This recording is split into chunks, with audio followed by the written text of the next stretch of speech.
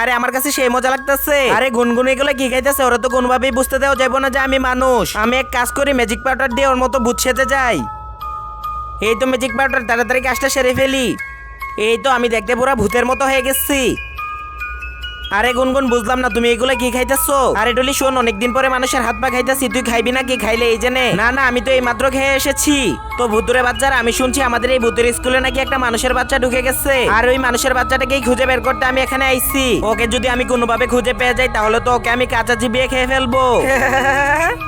এক্ষুনি আমি মানুষটাকে খুঁজে বের করতেছি। তার আগে বন্ধুরা, তোমরা তো অনেকেই অনেক ভিডিওতে লাইক সাবস্ক্রাইব করেছো। আজকে দেখবো তোমরা তোমাদের পরিশ্রমিক বাবাকে কতটুকু ভালোবাসো। তোমরা যারা তোমাদের বাবাকে ভালোবাসো তারা ভিডিওতে একটি লাইক দিয়ে চ্যানেলটাকে সাবস্ক্রাইব করে দিবে। আর হ্যাঁ, কমেন্ট বক্সে আই লাভ ইউ বাবা লিখে যাবে।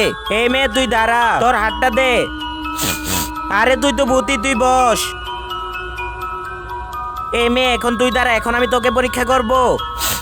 বন্ধুরা, ও যে মানুষ এটা তো আমি জেনে গেছি। ওর সাথে কি করলাম সেটা দেখতে চাইলে কমেন্ট বক্সে পাট্টু লিখে যাও।